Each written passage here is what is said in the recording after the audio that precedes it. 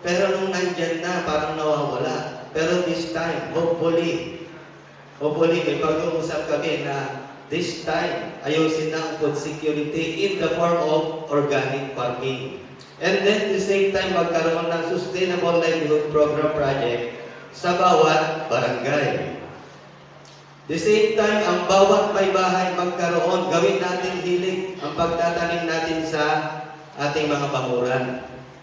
Okay? So ma'am, yung kalahating hektarya ninyo, sabi nyo, nag-harvest kayo ng 80.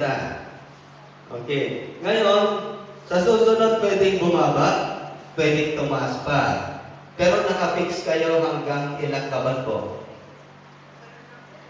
Nakapix talaga. Bababa pa.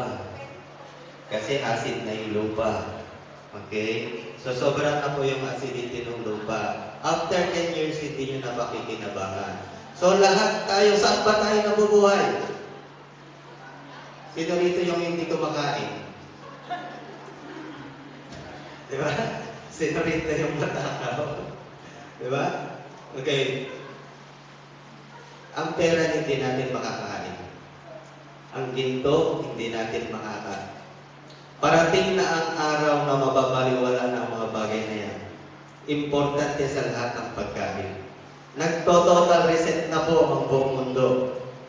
Any country cannot print a money without any backup of gold or any historical asset with backup of gold. And then, ito na yung hudyat para magkaroon ng panibagong gulo. Pero tayo dito, yun yung inaayos natin, ang bansang silangan. Ito yun. Ito yung banal na bayan ng Diyos, ang malayong silangan.